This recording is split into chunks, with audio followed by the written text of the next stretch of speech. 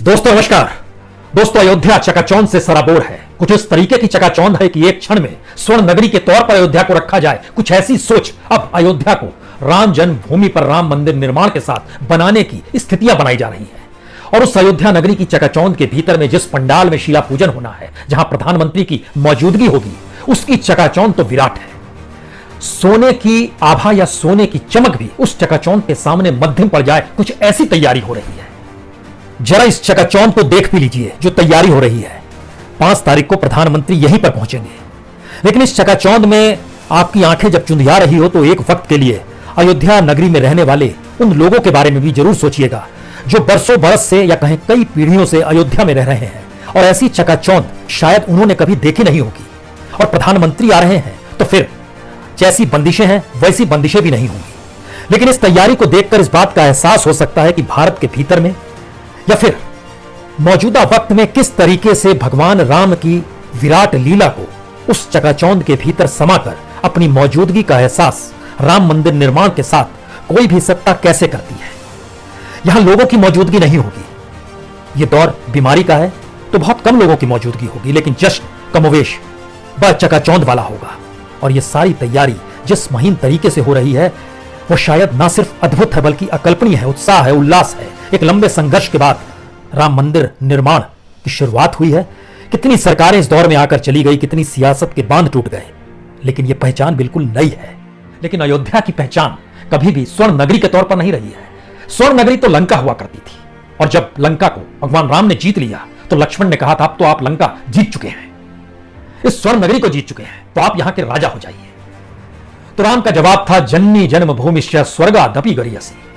और उसका मतलब बहुत साफ था कि जिस अयोध्या की पहचान उनकी मातृभूमि के साथ है, जो उनकी अपनी मातृभूमि है, उसकी पहचान स्वर्ण नगरी के तौर पर नहीं है, एक न्यायप्रिय राजा के तौर पर है, एक सरोकार वाली सत्ता के तौर पर है। हर किसी को समानता के साथ उसके हक अधिकार को दिलाने के लिए राम राज्य की परिकल्पना अपने तौर पर तुलसीदास जी ने भी की है और वाल्मीकि जी ने भी की है। और तमाम भाषाओं में जहां जहां रामायण का अनुवाद किया गया या लिखा गया उनको पढ़िएगा तो अयोध्या की स्थिति जो है वो उस राम राज्य को परिलक्षित करती है, जिसके जरिए यह भाव आए कि कोई भूखे नहीं सो रहा है।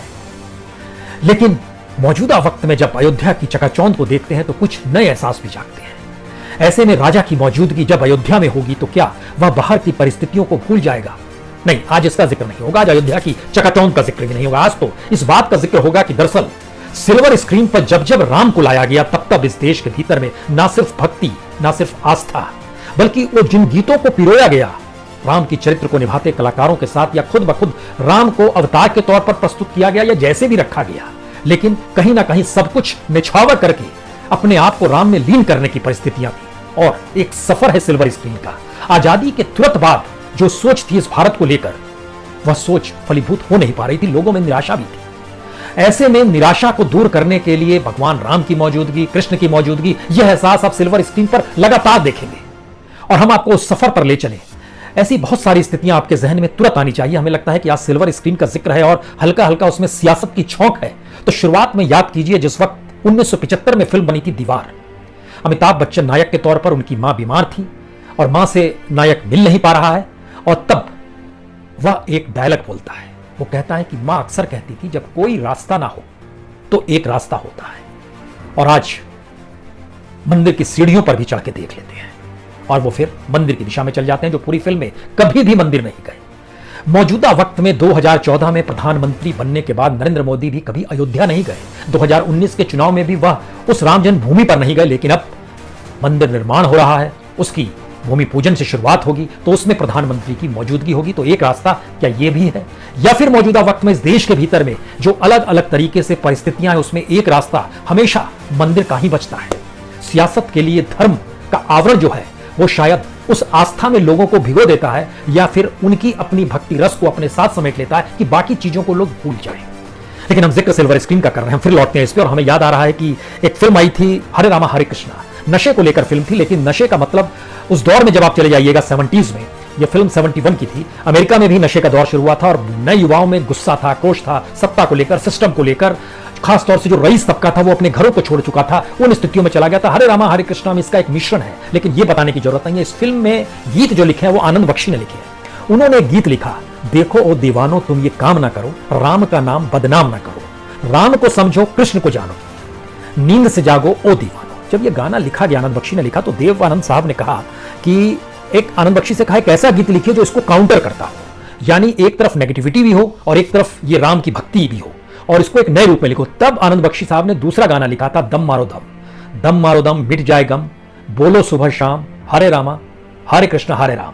ये गाना उन्होंने लिखा था, और उस गीत के कुछ बोल और जब आप सुनना शुरू कीजिएगा तो उसमें यह आएगा कि दुनिया ने हमको दिया क्या और दुनिया ने हमसे लिया क्या, हम सबकी परवाह करे क्यों, सबने हमारा किया क्या, दम मारो दम, हरे रामा हरे कृष्ण। ये इस फिल्म का गाना है। लेकिन देव साहब के एक करीबी रहे हैं मोहन चूरीवाला, उन्होंने इस बात का जिक्र किया कि देव साहब अक्सर कहते थे कि देखिए मैंने एक तरफ राम को लेकर गीत बनाया कि देखो ऐ दीवानो तुम ये काम ना करो, राम का नाम बदनाम ना करो, तो उनकी एक आस्था राम में बहुत ज्यादा थी। लेकिन फिल्म जब चली तो ये दम मारो दम वाला गाना हिट हो गया, जिसमें कहा गया हरे रामा हरे कृष्णा, एक मस्ती है, एक अवारगी है, एक बिलौसपन है, हर चीज है उस गीत में। वह गाना हिट हो गया और यह गाना उस रूप में हिट नहीं हो पाया। ऐसे में हमें लगता है कि एक फिल्म का और यहां पर जिक्र करना चाहिए। एक फिल्म आई थी गोपी, गोपी में भी कुछ ऐसा ही प्रयोग किया गया था। यह 1970 की फिल्म थी, हरे रामा हरे कृष्णा से ठीक एक साल पहले गोपी फिल्म आई थी। इस फिल्म में भी दो तरीके से राम को रखा गया था। एक तरफ राम धुन पर या राम को लेकर एक भक्ति रस था, और दूसरी तरफ राम के नाम पर कलयुग के दौर की पहचान थी। और दिलीप साहब, इसके दो किस्से हैं। इसमें दिलीप साहब इस बात का जिक्र करते हैं जब वो कहते हैं कि रफ़ी से गाना ये गवाइएगा, क्योंकि उस समय जो फिल्म कल्याण जी आनंद जी संगीत दे रहे थे तो राजेंद्र कृष्ण ने इसके लिरिक्स लिखे हैं। तो उन्होंने कहा कि आप रफ़ी से गीत गवाएंगे, तो उन्होंने बोला नहीं महेंद्र कपूर से गवाएंगे। तो उन्होंने पूछा महेंद्र कपूर से आप क्यों गवाएंगे, मेरी आवाज़ तो रफ़ी गाते हैं। तो उन्होंने कहा इसलिए गवाएंगे क्योंकि उसमें बड़ा लंबा है, हो जी रे, बड़ा लंबा आलाप है। तो उन्होंने बोला ठीक है। तो जरा उस गाने के बोल को देखिए, वो कहते हैं कि रामचंद्र कह गए सिया से ऐसा कलयुग आएगा, हंस चुगेगा दाना चुनका, कौवा मोती खाएगा। तब इसके काउंटर में एक और गीत लिखाया गया, और वह थे उसको भक्ति रस में, सुख के सब साथी दुख में ना कोई, मेरे राम तेरे नाम ऐसा साचा दूजा ना कोई। इस गाने को लीजिएगा तो इसमें अलग अलग तरीके से अलग अलग बोल हैं, लेकिन एक तरफ फिर वो आते हैं कलयुग को लेकर कि धर्म भी होगा कर्म भी होगा, परंतु शर्म नहीं होगी, बात बात में माता पिता को बेटा आंख दिखाएगा। और भी इस बात का जिक्र करते हैं कि किस तरह से सुनो सिया कलयुग में काला धन और मन होंगे, चोर उचक्के नगर सेठ और प्रभु भक्त निर्धन होंगे, जो होगा लोभी और भोगी वह जोगी कहलाएगा। वो उस गीत का हिस्सा है। और दूसरी तरफ जो गीत चल रहा है उसमें है कि जीवन आनी जानी है, तू आया झूठी काया झूठी आया, फिर कह दे को सारी। इस तरह से गीत बताते हैं कि भगवान राम में सब कुछ खोने की स्थिति में जब वो आते हैं तो ये इस बात का जिक्र करते हैं कि ना कुछ तेरा ना कुछ मेरा, ये जग जोगी वाला फेरा, राजा हो या रंग सभी का अंत एक सा हो। इस बात का गीत में जिक्र है। इसका मतलब है कि राम को लेकर दोनों परिस्थितियों को सिल्वर स्क्रीन ने इस रूप में जिया कि जो एक राम की भक्ति है और राम के प्रति आस्था है, और दूसरी तरफ राम को लेकर सवाल है, और वो सवाल मौजूदा वक्त की सत्ता और सियासत से जोड़ दिए जाते थे। कलयुग की पहचान इस रूप में गोपी में की गई। लेकिन इसके फिर समानांतर आइएगा तो ठीक आजादी के बाद एक तरह की निराशा थी, और सिल्वर स्क्रीन पर उस समय गुरुदत्त जिन फिल्मों के जरिए गायकी को ला रहे थे उसमें इतनी निराशा थी कि इस बात का भी जिक्र करते थे कि यह दुनिया अगर मिल भी जाए तो क्या है, या फिर जिन्हें नाज है हिंद के वो कहां है। ऐसे गीत भी लिखे गए। लेकिन इस पूरी परिस्थिति में अगर राज कपूर को याद कीजिएगा तो राज कपूर ने सिल्वर स्क्रीन पर नेहरू की बहुत खिल्ली उड़ाई। उन्होंने सोशलिज्म को चोचलिज्म कहा, उल्टे सिर खड़े हो गए और कहा कि मैं तो समाजवाद देखना चाहता हूं। ये तमाम आवारा और शेर 420 में आपको देख जाएगा। लेकिन इस पूरी परिस्थिति में जब जब निराशा का भाव समाज के भीतर आता है तो सिनेमा आस राम के नाम पर देता है। इसीलिए हम जब आपको सफर का जिक्र कर रहे थे तो हमारे जहन में कई फिल्में आ रही थी, और इन फिल्मों का एक सफर इसलिए बड़ा महत्वपूर्ण है क्योंकि इन फिल्मों को लिए चलते हैं हम आपको। जैसे 1952 में पहली फिल्म इस रूप में आई थी लंका दहन। लंका दहन में तलित महमूद ने एक गाना गाया था, बसाले मन मंदिर में राम, बनेंगे बिगड़ेंगे तेरे काम, बनेंगे बिगड़े तो तेरे काम, ये दुनिया दरिया का पानी, माया की नगरी अज्ञानी, अपने पराए सब मतलब के साथ, बसाले मन मंदिर में राम। ये 1952 में था। निराशा अभी शुरू हुई थी भारतीय समाज के भीतर में। उसके बाद जब हम इस बात का जिक्र करते 56-57 में गुरुदत्त जब कहते हैं कि ये दुनिया अगर मिल भी जाए तो क्या है, तो ऐसे में निराशा को दूर करने के लिए देखिए याद कीजिए 1954 में एक फिल्म आई थी चक्रधारी। उस फिल्म का गाना है, ओ दुनिया के मालिक राम, तेरी मर्जी के हम हैं गुलाम, तुझे लाखों सलाम कोटि कोटि प्रणाम, तेरी ही इच्छा से हम जग में आते, कुछ दिन में रो हंस के हम चले जाते। एक निर्मित भाव है, निर्लिप्त होने का भाव है।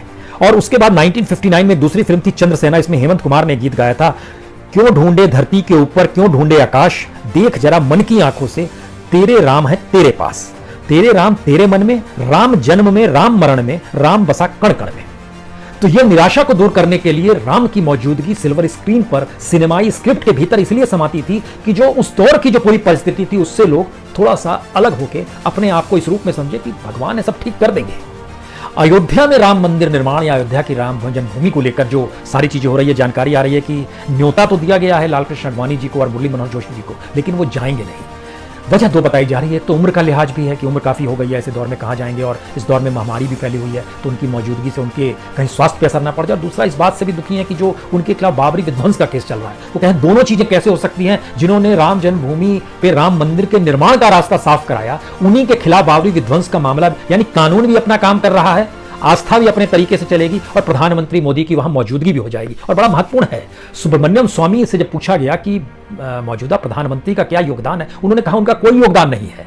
योगदान तो राजीव गांधी का है जिन्होंने ताला खुलवाया, योगदान तो पीवी नरसिम्हा राव का है जिसके दौर में बाबरी विध्वंस हुआ था। और वो याद कर रहे थे, बोले अटल बिहारी वाजपेयी भी इनको ठंडे बस्ते में डालना चाहते थे। उन्होंने अशोक सिंघल जी को याद किया, विश्व हिंदू परिषद की भूमिका बताई, बजरंग दल की भूमिका बताई, संघ की भूमिका बताई और बताए हम लोग कानूनी लड़ाई लड़ रहे थे, इसमें प्रधानमंत्री की कोई भूमिका नहीं रही है। तो फिर उनसे अगला सवाल था वो जा रहे हैं तो आप क्या सोचते हैं, इस पर उन्होंने मौन धारण कर लिया। लेकिन दोबारा लौटिए कि जब इस स्थिति में एक निराशा समाज के भीतर होती है तो क्या सत्ता भी धर्म का आसरा लेती है, या धर्म के आसरे के जरिए सत्ता इस बात का एहसास कराती है कि देखिए हम जो हैं भगवान के रंग में रंगे हुए हैं, तो अगर हमके सत्ता मिल जाएगी तो भगवान जिस तरीके से न्यायप्रिय थे और राम राज्य की जो परिकल्पना थी हम उसे ला सकते हैं, चाहे स्थितियां विकट होती चली जाए, जो एक मौजूदा वक्त का सच भी है। स्थिति कोई बहुत अनुकूल नहीं है, तो लेकिन ऐसे में राम मंदिर के जरिए आस्था एक जरूरी चीजें हैं, एक विश्वास एक जरूरी चीजें हैं। अब आप लौटिए 1969 में एक फिल्म आई थी चंदा और बिजली। इसमें नीरज ने गाना लिखा था, गोपाल दास नीरज, मन्ना डे ने यह गाना गाया था, काल का पहिया घूमे भैया, लाख तरह इंसान चले, लेके चले बारात कभी तो कभी बिना सामान चले, रामकृष्ण हरि रामकृष्ण हरि रामकृष्ण हरि रामकृष्ण हरि। ये इस भूमिका में आते हैं। और उसके बाद वो अगली लाइन में कहते भी हैं कि कर्म अगर अच्छा है तेरा, किस्मत तेरी दासी है, दिल है तेरा साफ तो प्यारे, घर में मथुरा काशी है, सच्चाई की राह चलो रे, जब तक जीवन प्राण चले, रामकृष्ण हरि रामकृष्ण हरि। यानी एक आदर्श परिस्थितियों को राम के साथ पिरोया उन शब्दों के जरिए जिसके जरिए भारत में यह माना जाता है कि जब जब भगवान का जिक्र होगा, मंदिर का जिक्र होगा, तो उसमें एक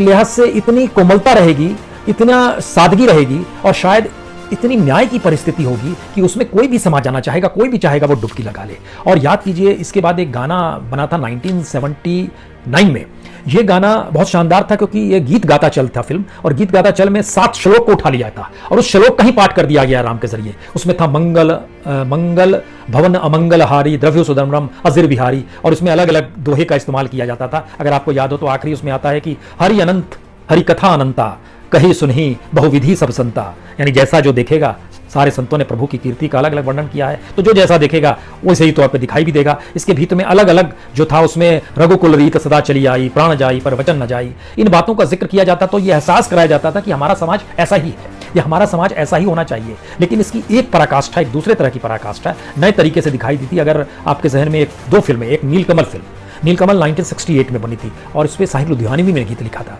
उन्होंने लिखा था, हे रोम रोम में बसने वाले राम, जगत के स्वामी है अंतर्यामी, मैं तुमसे क्या मांगू, आस का बंधन तोड़ चुकी हूं, तुझ पर सब कुछ छोड़ चुकी हूं, नाथ मेरे मैं क्यों कुछ सोचूं, तू जाने तेरा काम।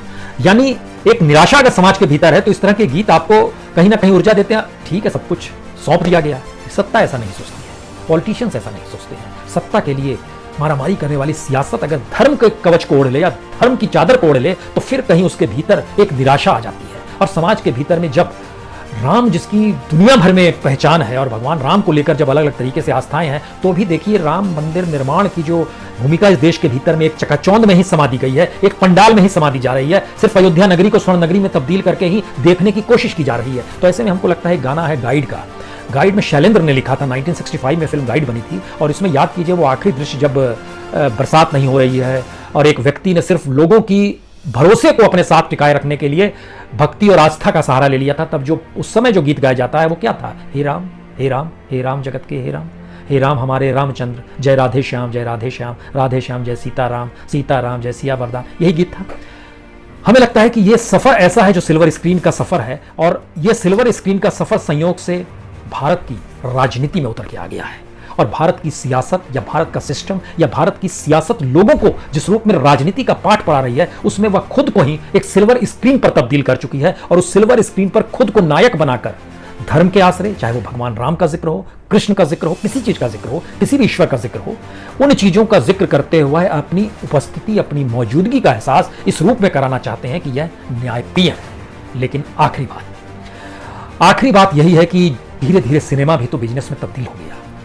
जिसके सरोकार एक वक्त समाज के साथ रहते थे, पूरा परिवार देखने जाता था, ठीक इसी तरीके से लोकतंत्र भी तो सरोकार के साथ जीता था, लेकिन वह भी धीरे धीरे बिजनेस में तब्दील हो गया। और ऐसे में हमें लगता है कि राष्ट्रकवि दिनकर ने 60s में ही कविता लिखी थी और दिल्ली को रेशमी नगर ये कहकर लिखा था कि किस तरीके से दिल्ली का रेशमी नगर सब कुछ इस देश के भीतर में अंधेरा व्याप्त करके अपनी चकाचौंध में समाकर रेशमी चादर ओढ़ के सोया हुआ है। लेकिन दिनकर डर भी दिखाते हैं, जिस दिन ये लोग जाग गए उस दिन क्या होगा, यह रेशमी नगर दिल्ली को सोचना होगा। बहुत बहुत शुक्रिया, बहुत बहुत शुक्रिया।